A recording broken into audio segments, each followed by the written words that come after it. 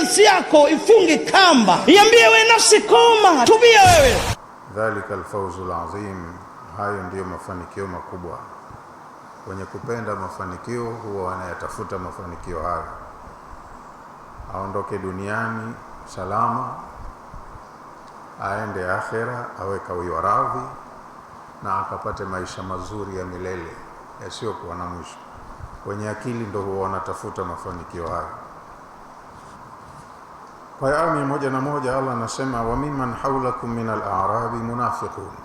Unajulishwa mtume na wale masahaba wake kwenye mji wao wa Madina pale,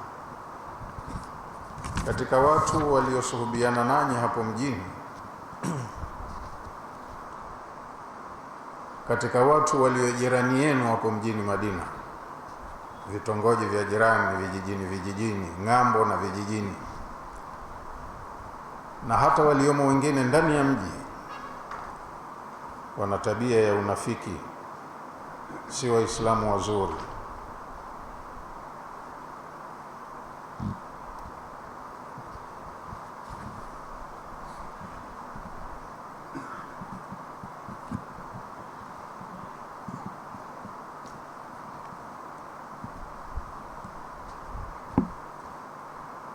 Maana yake ni kwamba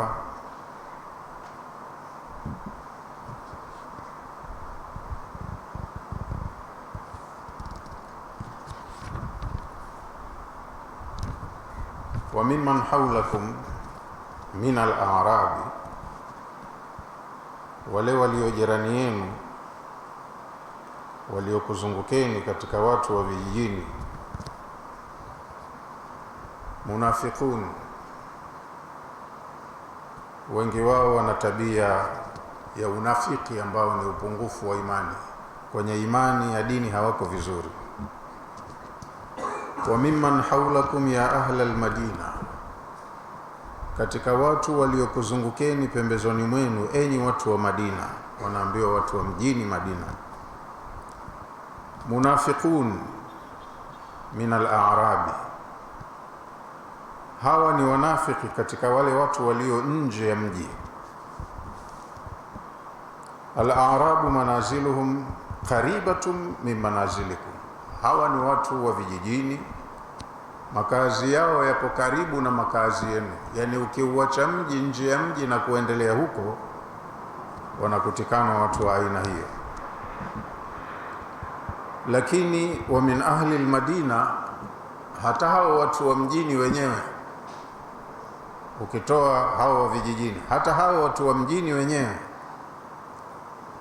yani wa min ahli al-Madinati munafiquna aidan, hata katika baadhi ya watu wa hapa mjini penye ustaarabu, panapohubiriwa dini, pia napo kuna wanafiki vile vile. Maradu ala nifaqi, wametopea kwenye unafiki, yani ni wanafiki wa nguvu. Laju fi nifaqi wastamaru alayhi, wamezama kwenye unafiki na wanadumu nao. Mawaidha pia hayawasaidii, wakasema tubadilike. Qala Ibn Abbas, amesema Ibn Abbas,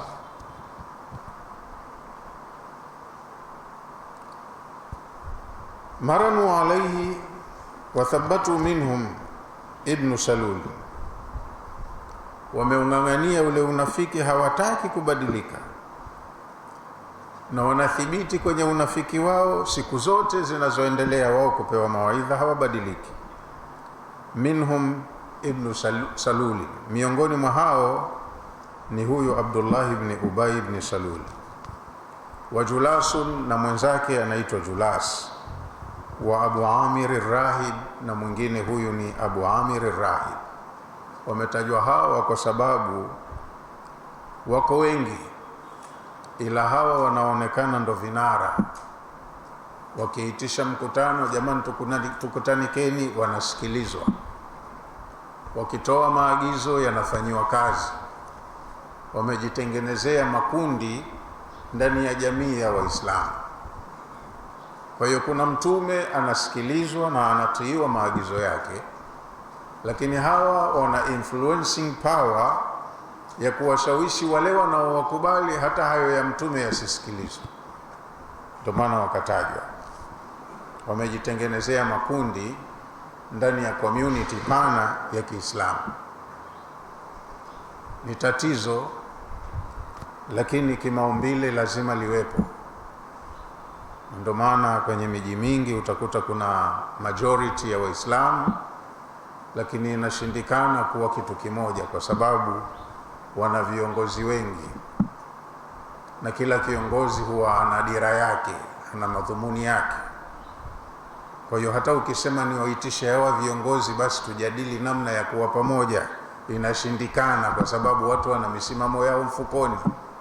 Kama wote wangelikuwa wana tabia ya kwenda kwenye msimamo wa Mungu wanataka nini, mtume kasimamia vipi, wangeelewana, kwa sababu hakuna mtu anayetaka yeye ashinde awe juu.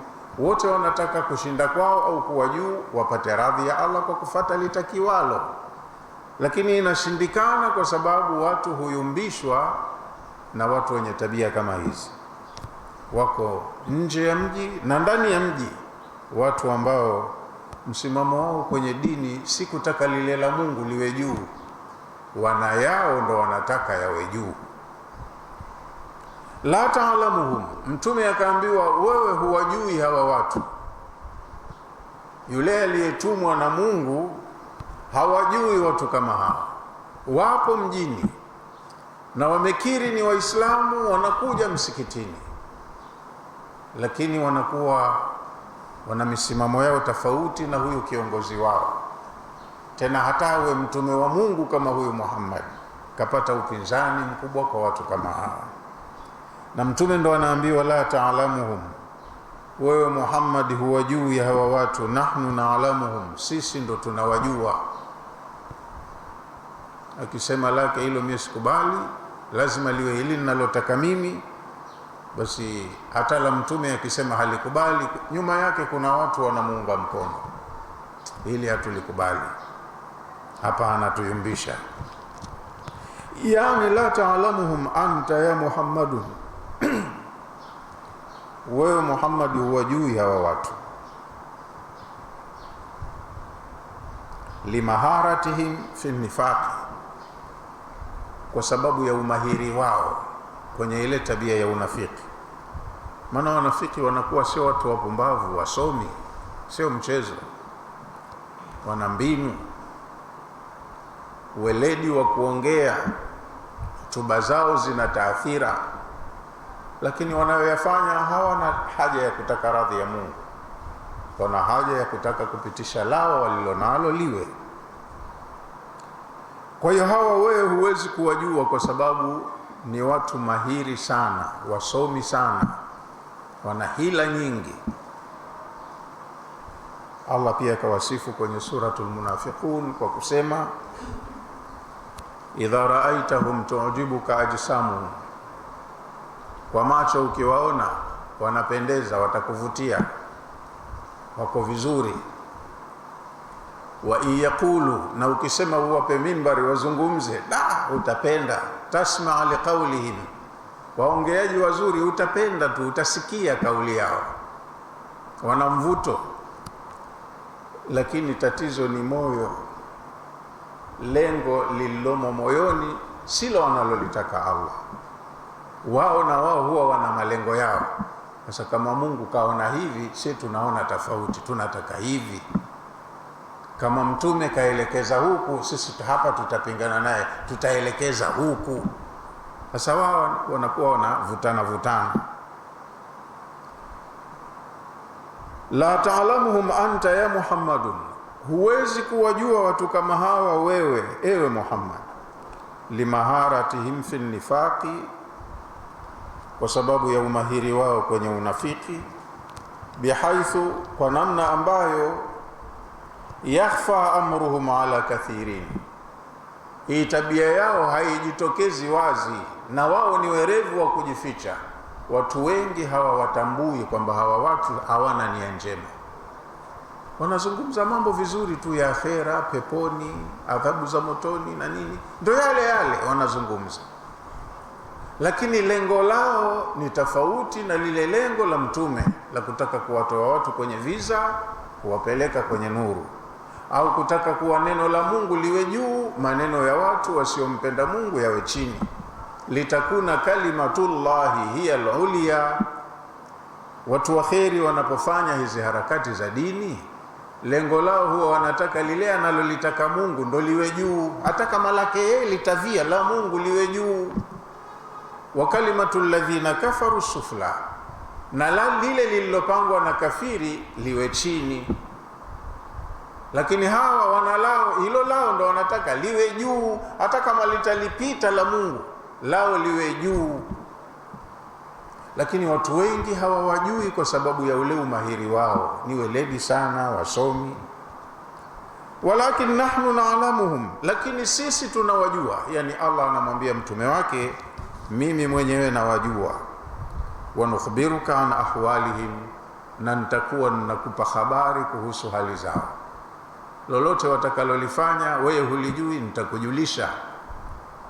Chochote watakachopanga dhidi yako kama hujafahamu, nitakufahamisha. Sanuadhibuhum marratayn, watu kama hawa tutawaadhibu mara mbili. Yani kosa fulani alilolifanya mtu mjinga, atakapopewa adhabu yake, kosa lile lile kwa huyo atapewa adhabu mara mbili. Ndo maana yake sanuadhibuhum marratayn, tutawaadhibu mara mbili. Adhabu yao itakuwa double amount. Fi dunia, kwanza tutawaadhibu hapa duniani bilqatli wal asri. Kwenye mapambano haya watakuja kuingia kwenye 18 kama mnavyosema, watauawa kwenye vita au watatekwa. Inawezekana wako kwenye jeshi la mtume, kwamba ndo wanajifanya Waislamu, wakenda wakapigana, na mara nyingi huwa wanamfanyia khiana mtume, wanamsaliti kwa kukimbia njiani. Lakini Allah anaweza akawafanyia mtego, wakakamatwa mateka, au wakaingia mahala wakauawa duniani. Atakapouawa mtu kama huyu, inaonekana kauawa shahidi, si alikuwa kwenye jeshi la Waislamu anapigana na makafiri. Lakini Allah anasema kwa huyu hapa duniani itakuwa kampa adabu, na akhera hawezi kusalimika. Wa inda almauti biladhabi alqabri, na tutamuadhibu mara ya pili wakati wa kufa kwa kupata adhabu ya kaburini atakapozikwa. Hizo ndo mara mbili alizozungumza Sheikh yake. Thumma yuradduna ila adhabin azim, halafu akhera kwenyewe watakwenda kwenye adhabu kubwa. Duniani wanaweza wakapata adhabu kama hizo mara mbili, lakini akhera wanakwenda kwenye adhabu ya milele. Huko ndo kunako maisha haya ni ya mpito tu. Hii ni interim life, mmewekwa hapa kwa muda, kwa lengo maalum. Baadaye mkimaliza hilo lengo maalum la hapa, munakaa kizuizini, barzakhi, kaburini, mnasubiri kesi zenu. Baada ya hapo ndo kuna maisha ya milele. Sasa kwenye maisha ya milele, aliyejiandaa atakaa mahala pazuri, ambaye kaharibu atakaa mahala pabaya kwenye maisha yote ya milele yasiyokuwa na mwisho. Ndio maana kule akasema wenye kujua mafanikio huwa wanatafuta mafanikio ya huko, sio ya hapa. Hapa hata ukifanikiwa, haya si mafanikio. Huko kunako maisha ambayo hayana mwisho, ndo utengeneze mazingira huko uwe umefanikiwa. Thumma yuradduna ila adhabin azimin, ay thumma fil akhirati yuradduna ila adhabin nari, kesha watu hawa huko akhira watarejeshwa kwenye adhabu ya moto. Alladhi, adhabu ambayo aaddahu Allahu lilkuffari walfujari, Allah ameiandaa kwa ajili ya makafiri na wenye kufanya makosa duniani. Kile alichokuwa kaambiwa afanye anakikataa, kwa hiyo hilo ni kosa. Na kile alichokatazwa kufanya yeye ndo anakipenda na anafanya, na hilo ni kosa. Na maisha yake yote figisu tupu, hafati utaratibu. Kwa hiyo akhera atakwenda kwenye adhabu ya moto. Umeandaliwa kwa watu kama hao walioenda kinyume na mpango wa Allah. Wa akharuna atarafu bidhunubihim, kuna na watu wengine ukiacha hao wanafiki wa akharuna, kuna na watu wengine wa mjini na vijijini, i'tarafu bidhunubihim, huwa wanakiri makosa yao.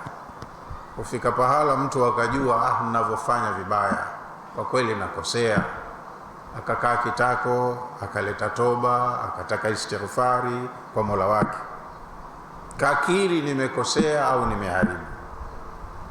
Ai, maana yake wa qaumun akharuna, kuna na watu wengine ukiachilia mbali hao wanafiki, aqarru bidhunubihim, wamekiri makosa yao, walam ya'tadhiru an takhallufihim, lakini baada ya kukiri makosa yao, lam ya'tadhiru an takhallufihim, hawakuja kwako Mtume kutoa sababu za kule kutokukufuata, kubakia kwao nyuma.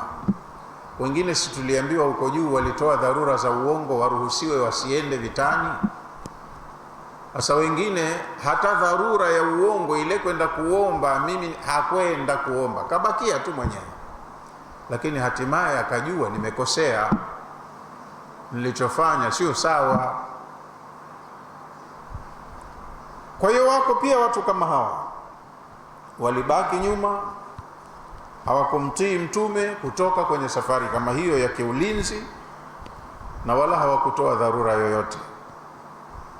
Aqarru bidhunubihim, wamekiri makosa yao, walam ya'tadhiru an takhallufihim, wala hawakuleta dharura ya kule kubakia kwao, bilmaadhiri alkadhiba, hata zile dharura za uongo pia hawakutoa wao kama walivyotoa wenzao sababu za uongo. Qala Razi, wanawachuoni Fakhru Razi kasema, hum qaumun min almuslimin, hawa ni watu katika Waislamu, sio wale wanaolaumiwa kwa unafiki, ni Waislamu. Takhallafu an ghazwati Tabuk, walibakia nyuma, hawakutoka kwenda kwenye vita vya Tabuk, na walihamasishwa sana Waislamu wenye uwezo wa kushika silaha waende. Hii vita ni muhimu kwa jamii ya watu wa Madina, wanaume wao, wanawake, watoto, watoke wakalinde mji wao, wakalinde nchi yao. Kwa hiyo kuna wengine kwa woga au kujipenda sana hawakutoka, na wala hawakutoa sababu hata za uongo.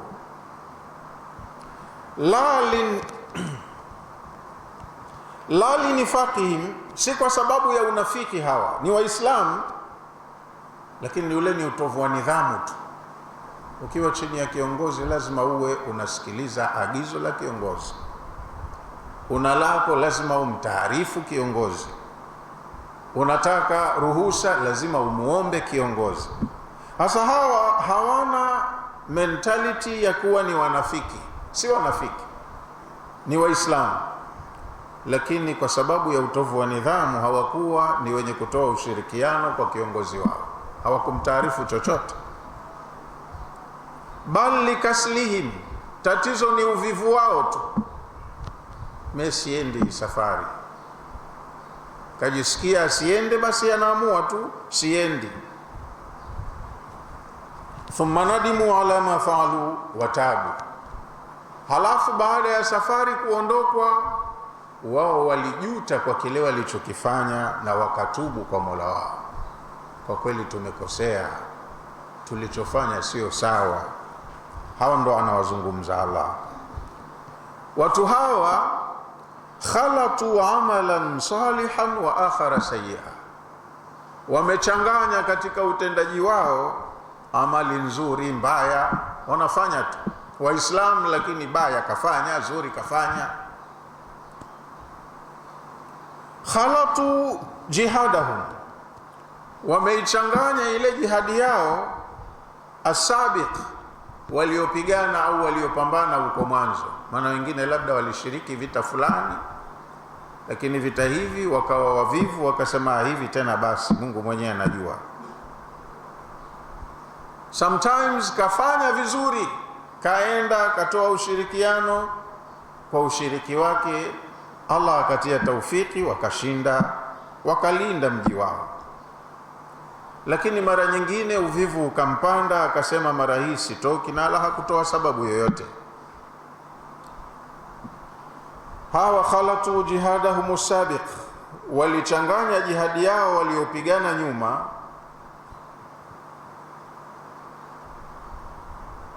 wa khurujuhum ma'a rasuli lisairi alghazawati, na kule kutoka kwao walikotoka na mtume kwenye vita vingine vilivyotangulia. Sasa kheri walioifanya kabla ya hapa ndo naambiwa khalatu, wameichanganya bila amali sayyi, na amali mbaya. Mara hii wameamua kufanya kosa kubwa. Kafanya vizuri mwanzo, lakini hapa wakaja wakafanya kosa kubwa. Kheri yao ya mwanzo wameichanganya na shari. Wahuwa, na shari waliokuja kuichanganya na kheri yao iliyotangulia, takhallufuhum an ghazwati Tabuk, ni kule kumkhalifu mtume, wakamtelekeza, wakamsaliti, wasishirikiane naye kwenye vita vya Tabuk. Kwa hiyo huenda ile kheri walioifanya mwanzo yote ikawa imepotea kwa sababu ya shari kubwa walioimalizia mwisho kufanya. Na ndivyo tunavyokuwa tunaharibikiwa. Utajitahidi kufanya mema, alafu mwenyewe useme nilofanya yananitosha. Una hakika yatabakia? Ukisema yananitosha, utakuja kufanya jambo baadaye liharibu hayo unosema yamekutosha, yawe hayapo kabisa, yafutwe. Kwa hiyo mwanzo wamefanya mengi mazuri, lakini hili ni baya ambalo uelekeo wake linafuta yale mazuri walioyafanya. Kwa hiyo mazuri walioyatanguliza yameharibiwa na baya walilokuja kulifanya baadaye. Wa huwa, na baya lenyewe, takhallufuhum an ghazwati Tabuka hadhihi almarra, ni kule kumkhalifu kwao mtume, wasishirikiane naye kwenye vita vya Tabuki kwenye mara hii. Na hivi ni vita vibaya mno. Kama wasingekwenda kulinda mji wao, Warumi, dola kubwa wakati huo, walikusudia kuja kuivamia Madina na waivurugilie mbali. Kwa hiyo wewe unasema sendi, nitakwenda kufa, na mwingine aseme siendi, nitakwenda kufa. Kumbe mshapangiwa kufa hapa hapa kwenu, watu watakuja kuvamia. Sasa mnamkomoa nani? Kwa hiyo kuna watu wamefanya kosa hilo. Allah akasema asallahu an yatuba alayhim, hawa kwa sababu i'tarafu bidhunubihim, wamekiri makosa yao na wakatubu, asallahu an yatuba alayhim, kwenda hawa Allah akakubali toba zao. Na asa ya Allah sio ya bahati nasibu, hii ni uhakika. Hawa madamu wamekiri kosa na wamerejea kwa Allah wakatubu, Allah atazikubali toba zao. Hawa sio wanafiki, ni Waislamu lakini wazembe sometimes kama sisi. Yani la'alla Allah yatuba alaihim, huenda Allah akakubali toba zao. Qala Tabari, amesema Tabari, wa asa min Allahi wajibun. Neno asa anapolitumia Allah huwa linamaanisha wajib. Akilitumia mwingine akisema asa, maana yake huenda. Asa huenda hii ni ina 50-50, huenda akakubali, huenda akakataa. Lakini kwa Allah akitumia neno asa, kwake yeye huwa hilo jambo kishajiwajibishia, ni wajibu kwake. Wa maanahu, na maana yake Allah kusema asa Allahu an yatuba alaihim, maana yake anakusudia sayatubu Allahu alaihim, hawa Allah atakubali tu toba zao. Anajua udhaifu wa viumbe wake, na maadamu wamekiri kosa na wakatubu, Allah anawakubalia toba yao. Walakinahu fi kalami al-arabi, lakini neno asa kwenye maneno ya Waarabu bimaana taraji. Ikitumika asa kwenye lugha ya kawaida, maana yake tunatarajia, huenda ikawa. Lakini huenda itakuwa ina ncha mbili, huenda ikawa na kinyume chake huenda isiwe.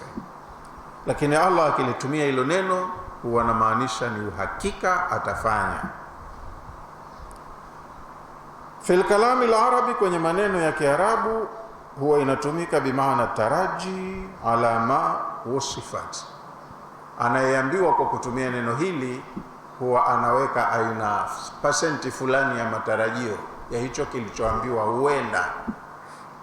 Msubiri kidogo, huenda atatokezea. Sasa hapo ndo unakaa huenda akatokezea na huenda akapotezea. Lakini Allah hana maana hiyo. Yeye akilitumia huwa anakusudia 100% positive. Inna Allaha ghafurur rahim, hakika ya Allah ni mwingi wa kusamehe na ni mwingi wa rehema. Lakini ni mwingi wa kusamehe kwa wale wanaotaka kusamehewa, na ni mwingi wa rehema kwa wale wanaotaka kurehemewa. Kama hutaki hakulazimishi, hakuforce. Kama hao wanafiki tunaambiwa yanakwisha mawaidha, hawataki kujirekebisha, wanang'ang'ania tu tabia yao mpaka mauti yanawakuta huko. Lakini hata wao mtu akikubali kujirekebisha na akatubu, Allah anawasamehe. Inna Allaha ghafurur rahim, ai maana yake dhuafu liman taba, Allah ni mwenye kusamehe sana kwa yule anayetubia makosa yake. Kosea kadiri utakavyokosea, madamu uhai, ukisema nimetubu ninaelekea kwa Mola wangu, anakupokea wala hana kinyongo. Qul ya ibadi alladhina asrafu ala anfusihim, sema Muhammad, waambie waja wangu mimi Mola wao nasema, enyi waja wangu ambao mmepitiliza, mmefanya fujo katika kudhulumu nafsi zenu, la taqnatu min rahmatillahi, musikate tamaa na rehema za Allah. Usije ukafika mahala ukasema mimi kwa niliyofanya si samehewi. Allah hayuko hivyo. La taqnatu min rahmatillahi, msikate tamaa na rehema za Allah. Inna Allaha yaghfiru dhunuba jamia, Allah anasamehe aina zote za madhambi. Lakini kwa yule atakayekuwa tayari kutubu akasema nimekoma sirudi tena, ukimhakikishia anasamehe dhambi za aina zote duniani. Innahu huwal ghafurur rahim, hakika Allah ni mwenye kusamehe na ni mwingi wa rehema. Azimur rahma liman anaba, Allah ni mwenye rehema nyingi kwa yule anayeelekea kwake. Humrehemu, akamtengenezea mazingira mazuri, akamrekebishia makosa yote mabaya aliyoyafanya, yakamwezesha kuenda mahala pazuri.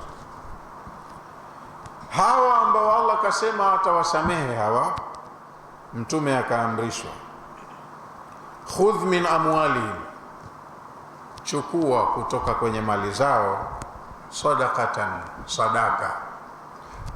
Waambie watoe sadaka.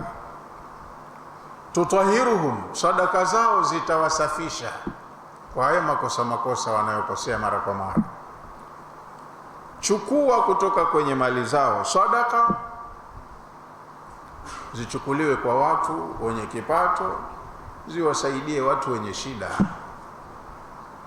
Sadaka hizi tutahiruhum wa tuzakihim biha, uwataharishe na yale machafu, tabia mbaya walizozifanya, na uwatakase kitabia, uwaelekeze katika hali njema na mwenendo mzuri. Baada ya kutoa sadaka, ulishakosea, ulishaharibu, ulijidhuru mwenyewe, lakini kwa sadaka yako Allah atakurekebishia, akuondolee yale madhara. Ulikuwa tabia yako ishakuwa sio nzuri, ni mbaya, haipendi kheri na inapenda shari.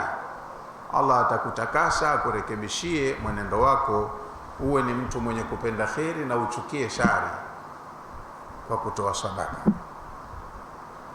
Khudhi ya Muhammadun, chukua ewe Muhammad, min haulai, kutoka kwa watu hawa uliosifiwa, wa pili hao, sio wale wanafiki. Chukua kutoka kwa hawa watu ambao walikosea wakajirekebisha.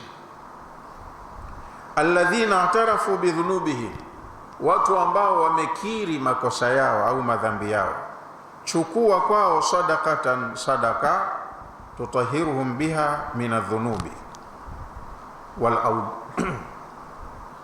wal awzar, watakase kutokana na dhambi zao na mizigo ya makosa walioyafanya.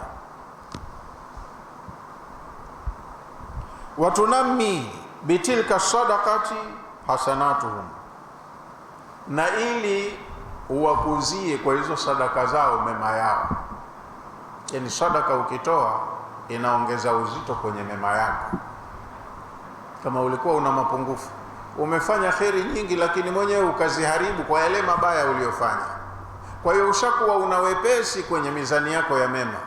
Kwa kutoa sadaka, Allah anakuongezea uzito kwenye mema yako, hata yartafiu biha, mpaka kwa kutoa kwao sadaka yale mema yao yanyanyuke, yawe na uzito. Yartafiu biha, wanyanyuke kwa zile sadaka zao, ila maratibil mukhlisin al abrar, na wao wawekwe katika orodha, ratiba, vyeo, nafasi za watu waliokuwa na ikhlasi, waliofanya mema.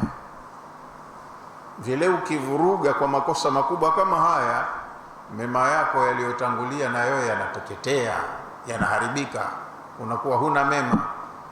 Sasa ukitoa sadaka baada ya toba yako, Allah kwa fadhila zake anakurejeshea tena uzito kwenye mema yako, anakurekebishia moyo wako, anakutakasa tabia yako, unakuwa ni mtu wa kheri. Kuna kisa kilitokezea hapa Unguja, wala si hivyo vya watu wa zamani wa Maka na Madina na kwingineko. Kuna mtu aliendewa kuombwa msaada wa kuchimba kisima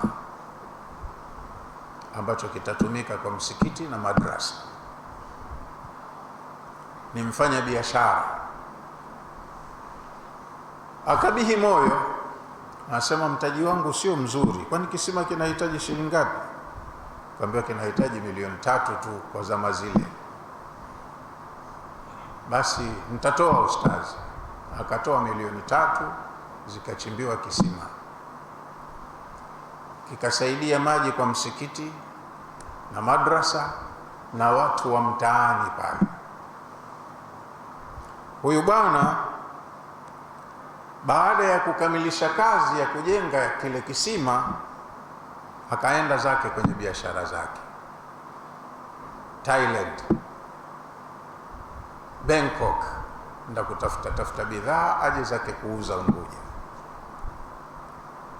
Aliporudi akaja kwa yule ustazi aliyemuomba achangie ujenzi wa kisima.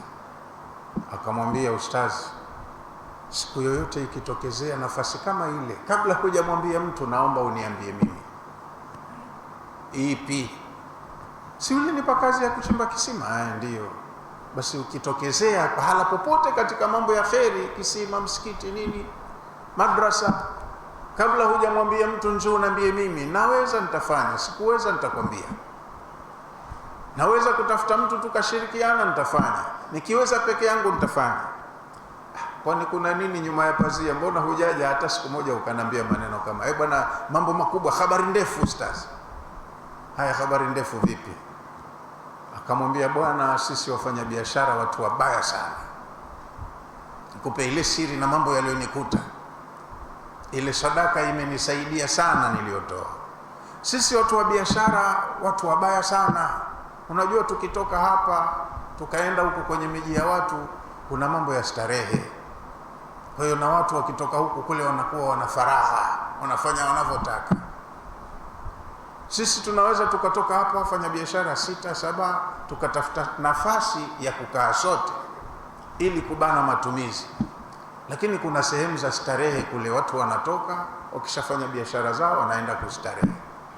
Kuna mahoteli ya fahari, unaweza kwenda hoteli unapewa ile menyu, ina mambo tele katika vyakula, vinywaji, starehe, anasa, burudani, unatiki unachotaka. Fikiria ustazi, hata ukisema mimi nataka nipate mwanamke bikra kila siku nitakayekuwekwa hapa, ipo. Kwa hiyo kuna wanawake wanaotafutwa wakakamatwa huko mitaani. Ukisema nataka kila siku bikra, unaletewa madamu ushalipa pesa inayotakiwa. Ukisema ni mtu wa mapenzi ya jinsia moja, nataka wakulimbua mwanamme, baradhuli, unaletewa. Wewe ndio unataka basha, unaletewa. Maana ndio huduma za hoteli. Sasa watu wakenda huko wanajifaragu wanavyotaka. Sasa mimi baada ya kufanya ile amali hapa nilipotoka, nimejisikia niko tofauti. Kwanza mara hii nimeenda na wenzangu, tuliposhuka tu airport Bangkok, wametafuta hoteli, mimi nikawakimbia. Moyo wangu ulikuwa mgumu kufuatana nao. Nimewakimbia, nikatafuta bangalo sehemu moja ndogo duni tu, nikakodi, nikawa nalala geto tu. Chakula changu sili cha fahari, mimi nikawa ninakula chakula cha kawaida tu, madam halali na kula. Cha ajabu zaidi kilichonistaajabisha, mtaji wangu mimi mdogo, unajua tunakwenda nje lakini hatuna pesa kihivyo, nimeenda na pesa zangu ndogo sana. Lakini nashangaa wale wenye biashara, ninapooda, hebu nipe hichi, pisi ngapi? 10. Hichi, kwani hivi vitu huko kwenu havina soko? Naambia vinavyo soko. Sasa kwa nini unachukua 10 tu? Na kule watu wana magodown yamejaa bidhaa, wanatamani zitoke watie nyingine. Basi wameniamini kunikopesha. Ambia kama zina soko chukua, wewe ukija tena utakuja kulipa. Sasa nimeaminiwa na watu hawanijui, si wajui, wakanipa mali nyingi. Cha ajabu, kushusha mzigo tu ndani ya wiki moja umekwisha, umenyang'anyiwa wote. Nimerudi kule baada ya wiki, watu wamefurahi sana kuwalipa zile pesa zao, wakaniongeza mzigo. Sasa nimeona kuna siri kubwa sana kwenye hii sadaka. Ndio maana nakwambia, kabla hujamwambia mtu niambie mimi, kipindi hichi kifupi tangu kumaliza ile kazi, yani nimenyanyuka sana. Allah kaninyanyua, alafu kaurekebisha moyo wangu. Sipendi yale mambo machafu sasa. Sadaka aliitoa kwa ikhlasi na Allah akaikubali, kamrekebishia moyo wake, kamuongezea mali yake, mpaka anatamani ikitokezea fursa usimwambie yote kabla ya kuniambia mimi. Sasa hapa duniani haya mambo huwa yanatokea, lakini mtu haamini kwamba mtu Allah atakurekebishia moyo wako, atakutibu maradhi yako, atakubariki kwenye mali yako. Unafikiri kubarikiwa lazima itoke pesa kutoka mbinguni ishuke ijaye chumbani kwako? Hamna. Kwenye shughuli zako Allah atakufanyia wepesi, akuongeze zaidi. Kwa hiyo na hawa wameambiwa, wamefanya kosa kubwa, lakini wamekiri kosa lao na wakaelekea kwa Mola wao kutubia. Sasa anaambiwa Mtume, chukua sadaka kwenye mali zao, na sadaka sio wataifishie mali. Sadaka ni kitu kidogo tu, tena kiko ndani ya uwezo wako. La yukallifullahu nafsan illa wusaha. Toa kwa ikhlasi, uwe na nia njema, ukusudie hasa unamkabidhi Allah na umwambie shida zako. Allah akikuona ule ukweli wako, seriousness yako, ndo anayodili nayo. Khudh min amwalihim, chukua kutoka kwenye mali zao, sadaqatan, chukua sadaka. Sadaka hii lengo lake tutwahiruhum wa tuzakihim biha, uwataharishe na uwatakase kwa hiyo sadaka yao. Washajichafua sana, wamejiharibia sana. Kwa hiyo watoe sadaka iwe ni sababu Allah awarekebishie. Khudh ya Muhammadun, chukua ewe Muhammad, min haulai alladhina i'tarafu bidhunubihim, chukua kutoka kwenye mali za hawa ambao wamekiri makosa yao. Sadaqatan, chukua sadaka zao, tutahiruhum biha min adh-dhunubi wal auzari, uwatakase kwa sadaka zao kutokana na dhambi walizozifanya na mizigo ya makosa waliojibebea. Watunmi bitilka sadaqa, na uwakuzie kwa hizo sadaka zao hasanatuhum, mema yao yako dhaifu. Wakitoa sadaka inakuwa ni sababu Allah kuwaongezea kwenye mema yao. Hata yartafiu, mpaka yapande hayo mema yao. Yartafiu biha, wapande watu hawa watoaji sadaka kwa hizo sadaka zao, ila maratibil mukhlisin al-abrar, wafikie viwango vya watu wanaofanya vyema kwa ikhlasi na wanaofanya mambo mema anayoyaridhia Allah. Hawanyang'anywi mali zao. Ili ufanye kitu, upate kitu, lazima utengeneze sababu Allah anataka kupitia sadaka. Fanya lile jambo gumu ambalo moyo wako haupendi kwa ajili ya Allah, ili Allah akurekebishie mambo yako mengine.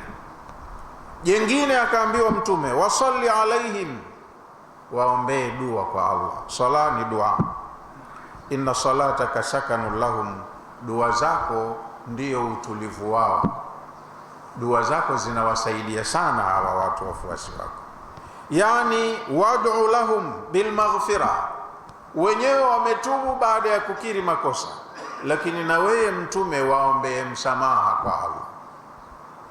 Ud'u lahum bil maghfira, waombee msamaha kwa makosa walioyafanya. Fa inna duaaka, hakika ya dua zako wewe mtume, wastighfaruka, na kuomba kwako wewe msamaha,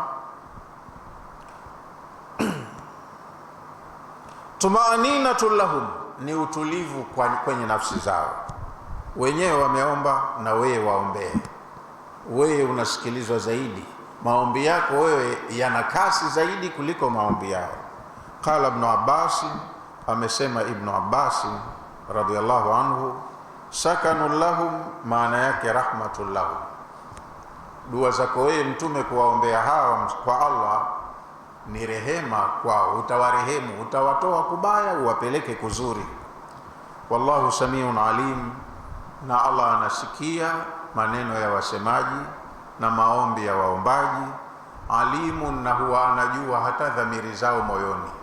Kwa hiyo ukiomba uombe kwa ikhlas, na Allah awe anajua unamuomba kweli. Baada ya kufanya kheri, peleka baada ya kheri na maombi yako, Allah anayasikiliza. Ilaihi yas'adu al-kalimu at-tayyibu, kwa Allah maneno yenu mazuri yanapanda, yanamaanishwa dua. Wal amalu salihu yarfa'uhu, lakini amali njema ndizo zinazoyanyanyua maneno. Usipeleke tu ukasukuma maneno matupu matupu. Fanya amali ya kheri, uiambatishe na maneno yako ya maombi na dua, basi Allah anaichukua ile amali, ndo inayanyanyua na yale maneno ya dua, maombi yako. Wallahu samiun alim, Allah ni mwenye kusikia na anajua. Samiun liqaulihim, Allah anasikia kauli za wasemaji, anasikia maombi ya waombaji. Alimun biniyatihim, na huwa anaangalia nia zao, pale wakiomba wanakusudia nini, wanaomba kweli au ni uzoefu tu wa mdomo kutamka. Nia yako moyoni, umekusudia nini, Allah anakujua. Kwa hiyo ukifanya vitu vifanye seriously, usitanie, Allah anajua. Alam ya'lamu, kwani hawa watu hawajui? Anna Allah huwa yakbalu taubata, hawajui watu kwamba Allah anakubali toba ya mtu aliyekosea? Tunajua. Alam ya'lamu, kwani hawajui? Anna Allah huwa yakbalu taubata an ibadihi, Allah anakubali toba za waja wake waliokosea. Wakikiri tu nimekosea na sina usalama nikirudi, siwezi ugomvi wa Mola wangu, basi urudi upatane naye, yaishe. Kwa hiyo wanahamasishwa watu suala zima la kutubu. Usiendelee tu na makosa mpaka mauti yakakukuta wewe mkoseaji. Fika pahala useme inatosha, na ninakokwenda kugumu, niliyoyafanya yatanigharimu, siwezi mimi shari nitakayoikuta kwa Mola wangu. Basi mbembeleze Mola wako akusamehe mapema, upatane naye, ukifa awe kakuridhia. Na hapa ndo anasema hivi Allah subhanahu wa ta'ala, alam ya'lamu anna Allah huwa yakbalu taubata an ibadihi, kwani hawa watu hawafahamu, hawajafahamu tu bado kwamba Allah anakubali toba ya waja wake wanaokosea wakarudi, anawapokea, anawakubalia. Alistifhamu litakriri, Allah kauliza swali, lakini hana maana ya kwamba umjibu swali. Swali hili maana yake unatakiwa ufahamu hivyo, kama ulikuwa hujui. Allah anakubali toba ya mwenye kukosea akarudi, anampokea. Alam ya'lam ulaika ataibuna, kwani hawa waliokiri makosa na wakatubu hawajui? Anna Allah ta'ala huwa alladhi yakbalu taubata man taba, hawajui kwamba Allah anakubali toba ya mwenye kutubia?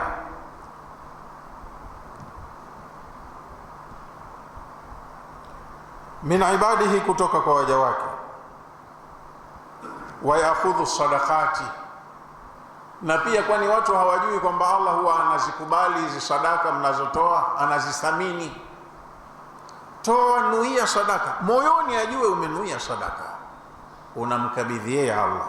Sasa Allah anasema, kwani hamjui kwamba Allah anazipokea sadaka zenu? Ya'khudhu sadaqati, Allah anazichukua zile sadaka mnazotoa.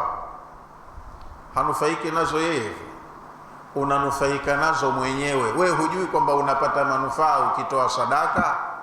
Mwingine anatoa roho imekunja, shingo upande, ndo basi tu lisilobudi, lakini moyoni hakupenda. Na Allah hataki amali kama hiyo ya mtu ambaye kalazimishwa, mwenyewe hapendi, hataki. Anataka amali ya mtu aliyefanya na roho kunjufu, kapenda, kakusudia hasa, yani kamaanisha, nafanya hivi kwa ajili ya kutaka radhi ya Mola. Wa ya'khudhu sadaqati bimaana yatakabbaluha mimman akhlasa niyya, Allah huwa anazikubali sadaka za wale waliotoa chao kwa ikhlasi, wamemkusudia Mungu, wanafanikiwa tu. Allah huzikubali na akawafanikishia ambalo nia ya kutoa kwao ni hii, anawafanikishia. Wa anna Allah, na hawajui pia kwamba Allah huwa tawwabur rahim, Allah ni mwenye kukubali toba sana za wenye kutubu, na ni mwenye rehema, anawarehemu waja wake. Huko kwenye shari atakuondolea shari, una maradhi atakuondolea maradhi, moyo wako mgumu unapenda dhambi atakusafishia moyo wako. Allah ndo anayesarifu nyoyo. Allahumma musarrif alqulubi wal absar, ewe Mola unayezisarifu nyoyo zetu na macho yetu, sarif qulubana ila taatik, zisarifu nyoyo zetu zielekee kukutii, zikubali na zipende kukutii. Sasa toa sadaka, halafu muombe maneno mazuri kama hayo, anakupa. Wa anna Allah huwa tawwabur rahim, Allah ni mwenye kukubali toba za wenye kutubia baada ya kukosea. Rahimun, anawarehemu, anawatoa kwenye nakama, anawapeleka kwenye neema. Wa anna Allah, na hakika ya Allah, wahdahu, peke yake, wal almustaathiru biqabuli taubati warahma, yeye tu peke yake Allah ndiye mwenye tabia ya kukubali toba za wanaomkosea na akawarehemu. Liqaulihi, kwa sababu ya kauli yake, ghafiri dhambi wa qabili taubi shadidi liqabi dhi taul, kwenye aya ya 3 ya suratu Ghafir. Allah kajisifia hivi, ghafiri dhambi, wanaojisikia wana madhambi, wamekosea, mwenye uwezo wa kusamehe dhambi ni yeye Allah peke yake. Muelekee, hajafunga mlango wala hajaweka kikwazo au pingamizi. Elekea kwake, we ni kiumbe na yeye ndo aliyekuumba, jielekeze kwake. Ghafiri dhambi, yeye ndo mwenye kusamehe dhambi za waliofanya dhambi. Wa qabili taubi, Allah ndiye anayekubali toba za wale ambao wanajikuta kwamba hatuna pa kuelekea kwenye salama ila kwa Allah, wakaenda kwake wakitubu, anawakubalia toba zao. Lakini kinyume cha kwenda kwake ukatubu, shadidi liqabi, Allah ni mkali wa kuadhibu.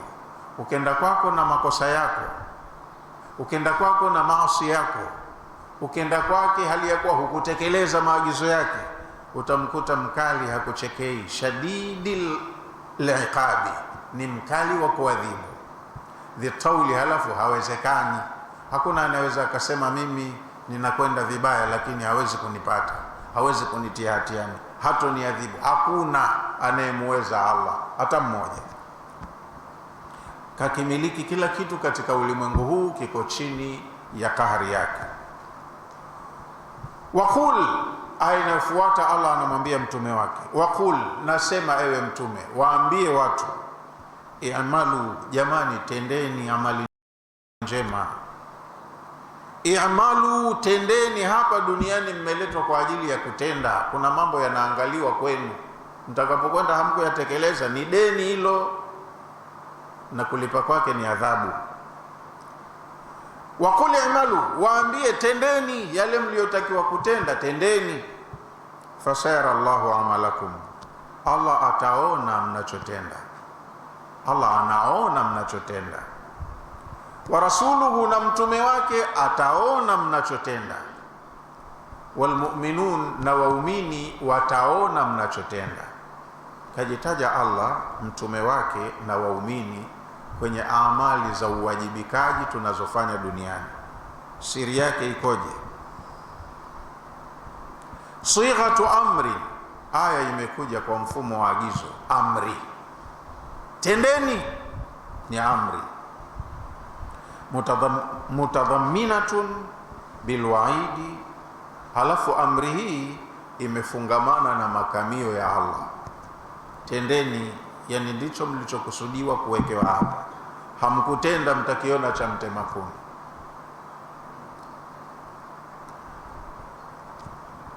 Ani'malu, tendeni, mashi'tum, mtakacho. Hii i'malu hamkuambiwa mtende nini, lakini waumini wanajua wameletwa hapa kwa ajili ya ibada, watende ibada. Kinyume cha kutekeleza uliloletewa, utakuwa unafanya maasiya. Maasiya pia ni vitendo, ni amali. Kwa hiyo binadamu yoyote duniani hayuko free kwamba kakaa tu hatendi. Atatenda ikiwa ni la kheri au la shari, atatenda lenye faida au la hasara. Sasa hili agizo lililopo hapa sio kwamba Allah kishakubali mfanye mtakachopenda wenyewe, hana neno tena, hakuulizini, sio maana hiyo. Hapa ni onyo. Amri imefuatana au imeambatana na onyo ndani yake. Maana yake inakusudiwa hivi: i'malu ma shi'tum, fanyeni mtakacho, lakini hajaruhusu. Fanyeni mtakacho, mtakavyojisikia kufanya, fanyeni tu. Minal amali, katika amali. Fa amalukum, haya matendo yenu mnayoyafanya hapa, la takhfa ala Allah, kwa taarifa yenu hakuna linalofichikana, Allah akawa halijui. Tendeni mtakavyo, mkiamua kufanya maasi fanyeni, mkiamua kheri fanyeni. Lakini hakuna mtakalotenda likawa hili Allah hakuliona, hana taarifa nalo, halijui, alikuwa hayupo, alizembea kidogo, kasinzia mara moja. Hakuna. Tendeni tu. Fasaturadu yawma alhisabi, haya mnayoyatenda leo yatakuja kuwekwa wazi siku ya malipo. Ala rasuli, kwa mtume Muhammad, watu wako wamekuja wengi, wamefanya jambo hili, ndio ulivyowaambia, ndio nilivyokutuma. Mefahamiana? Ili amali ya mtu ikubalike, lazima ifate mfumo wa mtume aliyetumwa kuja kufundisha amali hii. Mola wenu ataka ifanywe hivi, hili hataki. Ukibuni la kwako, ukaliona zuri, ukalipenda, ukalifanya na ukawafundisha wengine wafanye, utakuja kuulizwa ubunifu huu wewe uliupata wapi? Ndo mtume wenu alivyokufundisheni. Mnifahamu? Maana mitume wataulizwa pia siku hiyo. Wala nas'alanna alladhina ursila ilaihim wala nas'alanna almursalin. Wallahi, siku ya kiyama tutakuja kuwahoji watu waliopelekewa mitume mijini kwao, na hao mitume wenyewe tutawahoji, nyie mmefanya hivi ndo mlivyoambiwa? Watu sisi tutaulizwa. Kakwambia nani? Ndo nilivyokuwa naona watu wengi wanafanya. Watu ndo walioambiwa waje wakufundishe. Na mtume ataulizwa, watu wako wamefanya hivi, ndo ulivyowaambia? Sijawaambia hivyo mimi, nilivyowaambia ndo vile vile ulivyonituma wewe. Kwa hiyo mnavyotenda mambo yenu mchanganyiko kama mnavyopenda. Wanufaika wa kwanza ni waumini vile vile, ndio maana wakatajwa waumini. Kama ingelikuwa kwenye maisha yetu ya kawaida tunafuata dini kwa kutekeleza yale ambayo dini imeamrisha, tungeishi hapa duniani kama tushaingia peponi, maisha yalingekuwa raha mustarehe. Lakini madhara mengi na misukosuko inayotukuta ni kutokana na makosa ambayo baadhi yetu wanafanya. Likifanyika ambalo dini haitaki, athari yake lazima itajitokeza kwenye maisha yetu ya kila siku, na wadhurika tutakuwa ndo sisi. Hata kama hukufanya wewe, lakini likifanyika jambo ambalo athari yake ni mbaya na wewe upo kwenye eneo husika, madhara yale hayatokubakisha. Idha nazala albalau yaum as-salih wa talih, balaa ikishuka huwa haichagui, inawajumuisha wote, wazuri na wabaya. Kwa hiyo Allah ataona mlichofanya ndicho alichotaka au sicho, na mtume wake ataona mlichofanya, je, ndiye aliyekufundisheni au yeye hahusiki, na waumini wataona mlichofanya, kwa sababu kama ni cha kheri wao ndo wanufaika wa kwanza, na kama ni cha shari wao ndo wadhurika wa kwanza, na kama cha shari kiliachwa, manufaa ya kuachwa hiyo shari wanufaika ni wale wale waumini. Maisha ya kijamii yana mtandao mpana sana. Halafu hayo ni kwa duniani tu. Wasaturaduna ila alimil ghaibi washahada, leo mpo duniani, lakini kuna siku mtakuja kurejeshwa kwa Mola anayejua siri na dhahiri. Hapitwi na jambo, hasahau kitu, haghafiliki, wala haonei wala hapendelei. Kuna siku mtakuja kuhudhurishwa mbele ya Mola anayejua ghaibu na anayejua mambo yenye kuonekana. Wasaturaduna ila Allahi alladhi, leo mpo duniani, lakini msisahau mutarejeshwa kwa Allah ambaye la takhfa alayhi khafiyatun, kwake hakuna lolote linaloweza kujificha. Hata yale mnayoyadharau mkaona hili dogo tu, hata maindi, kwani hili hata hilo dogo ana maindi, atalileta tu siku ya hisabu. Fayunabbiukum bima kuntum ta'malun, siku hiyo mkirudi kwa Mola wenu atakwenda kukupeni taarifa kamili ya yote ambayo duniani mlifanya. Fayujazikum ala a'malikum, mkishaondoka duniani mtarudi kwa Mola wenu na atakulipeni juu ya hizo amali zenu mnazofanya hapa. In khairan fa khairun, kama mnafanya khairi huko mtakuta khairi tu, hamtokuta kitu tofauti. Wa in sharran fa sharrun, na kama hapa mnafanya shari mtaikuta tu shari yenu, hakuna mbadiliko. Kizuri cha huko mkiandae hapa, na msipokiandaa kibaya mnachokifanya hapa mtakikuta huko mbele ya safari. Kwa leo inshallah tuwekee hapo. Kuna aya inayofuata tutakuja kuendelea nayo kwenye darasa ijayo kesho inshallah taala. Bismillahir Rahmanir Rahim, kwa jina la Allah mwingi wa rehema mwenye kurehemu. Wa mimman hawlakum min al-a'rabi munafiqun, na katika watu jirani yenu, katika watu walio nje ya mji ni wanafiki. Washamba hawa mabedui ni wanafiki, imani yao kwenye dini sio nzuri. Wa min ahli al-Madina, lakini hata kwa watu waliopo mjini pia wako wengine maradu ala nifaqi, wametopea kwenye unafiki. Wanakuwa ni minority, wachache, lakini taathira yao ni kubwa, kwa sababu wanakuwa wanasikilizwa, wana makundi, wakisema wanatiiwa na makundi yao. Wa min ahli al-Madina, na katika watu wa mjini maradu ala nifaqi, wametopea kwenye unafiki. La ta'lamuhum, wewe mtume huwajui hawa watu. Nahnu na'lamuhum, sisi ndo tunaowajua, yani Allah anawajua waja wake. Mtume hawajui, lakini Mola wake aliyemtuma anawajua watu kama hawa. Sanuadhibuhum marrataini, hawa tutawaadhibu mara mbili. Thumma yuraduna ila adhabin azim, halafu akhira watakwenda kurejeshwa kwenye adhabu kubwa. Tutawaadhibu mara mbili duniani, akhira watakwenda kupata adhabu kubwa. Wa akharuna atarafu bidhunubihim, kuna na wengine sio wanafiki, ni waislamu wenye msimamo wastani, na wao huwa hawamaindi hili zuri hili baya, wanajifanyia tu kila kinachowezekana. Khalatu, waislamu hawa wanakuwa wanachanganya. Ikhtilatu ni kuchanganya vitu viwili, mseto. Khalatu amalan salihan wa akhara sayyi'a, wanajichanganyia tu kwenye maisha mazuri, wanafanya mabaya, wamefanya mazuri alafu wanayafungamanisha na maovu. Asallahu an yatuba alaihim, hawa huenda Allah akakubali toba zao kwa sababu wametubia, lakini wamekosea, wamefanya vizuri halafu wanavichafua vizuri vyao wakafanya mabaya. Inna Allaha ghafurur rahim, Allah ni mwingi wa kusamehe na ni mwingi wa rehema. Kwa sababu wametubu, wamekiri kosa na wakatubu, Allah atawasamehe. Khudh min amwalihim sadaqatan, kwa waislamu kama hawa wachukua sadaka zao kutoka kwenye mali zao. Tutahiruhum wa tuzakihim biha, tumia sadaka zao uwataharishie na uwatakase kwazo.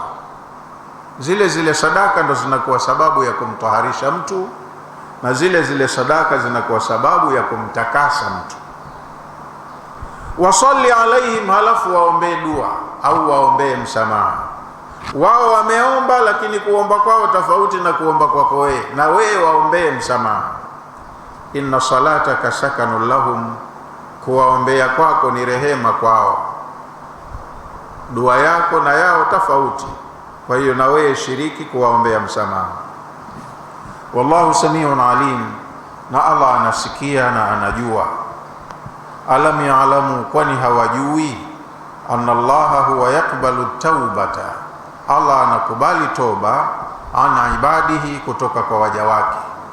Waja wanakosea na hufika mahala wakakiri, kwa kweli tumekosea, wakielekea kwa yule mwenye kusamehe, mwenye kukubali toba, huwakubalia. Alam ya'lamu, kwani hawajui? Anna Allaha huwa yakbalu taubata an ibadihi, hawajui kwamba Allah huwa anakubali toba kutoka kwa waja wake. Wa ya'khudhu sadaqati, na Allah huwa anakubali sadaka zao, anazipokea sadaka zao. Wa anna Allaha huwa tawwabur rahim, na Allah ni mwingi wa kukubali toba na ni mwenye rehema. Wa qul i'malu fasayara Allahu amalakum wa rasuluhu wal mu'minun, na ewe mtume waambie watu, tendeni mnavyojisikia, lakini msisahau Allah atakagua amali zenu, na mtume wake atakuja kuhojiwa kuhusu mlivyotenda, na waumini pia ni mashahidi wa kilichotendwa. Kwenye anga zote hizo kuna ushahidi wa Allah siku ya kiyama. Wasaturadduna ila alimil ghaibi wa shahada, leo mpo duniani lakini mtakuja kurejeshwa kwa Mola wenu anayejua siri na dhahiri. Fayunabbiukum bima kuntum ta'malun, mkifika mbele yake atakwenda kukupeni taarifa juu ya kile ambacho duniani mlifanya. Tunaweka kwenye aya 105 kutoka 106, tutakuja kusoma kesho insha Allah taala. Wa ala hadha alqadri yaqif, wa salamu alaykum wa rahmatullahi wa barakatuh.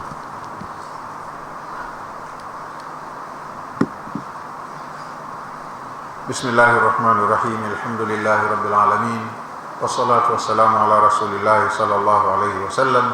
Rabbana taqabbal minna innaka antas samiul alim, wa tub alaina innaka antat tawwabur rahim, waghfir lana warhamna innaka antal ghafurur rahim. Rabbana atina fid dunya hasanah wa fil akhirati hasanatan wa qina adhaban nar, waghfir lil mu'minina wal mu'minat wal muslimina wal muslimat al-ahya'i minhum wal amwat birahmatika ya arhamar rahimin. Wa sallallahu ala sayyidina Muhammadin wa ala alihi wa sahbihi wa sallam. Alhamdulillahi rabbil alamin.